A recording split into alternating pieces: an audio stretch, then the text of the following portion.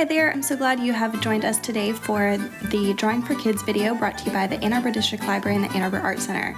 Today we're going to be using watercolor and ink, and so make sure you've got watercolor paints and a paintbrush, water cup, and an ink pen such as a black marker or Sharpie or something like that.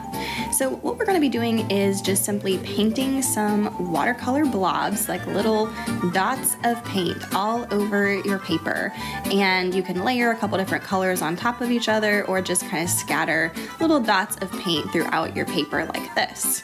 Once it dries, now that part is going to be very key. You want to make sure your paint is fully dry before you start drawing on top of it, because otherwise it'll mess up your pen or marker. And from there, what you're going to do is take your pen or marker. You could even grab a couple different ones, like a thick marker.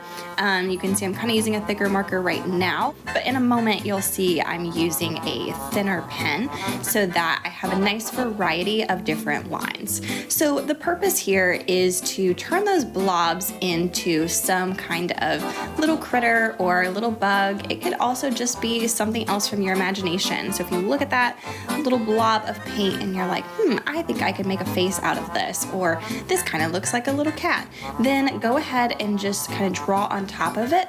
So now you can see how I'm starting to come back in with that smaller pen.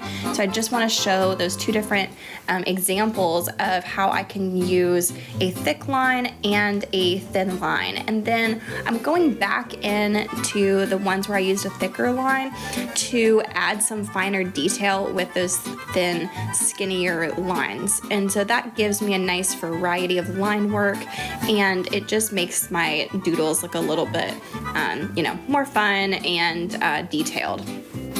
So I'm just going to go ahead and keep adding more details. I'm going to pick up the speed a little bit on this just so it goes a little bit faster.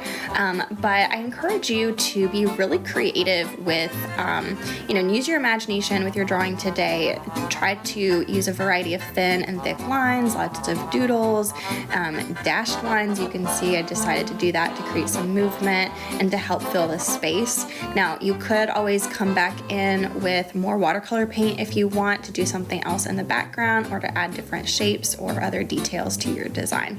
So I hope you have a lot of fun today, and we'll see you next time.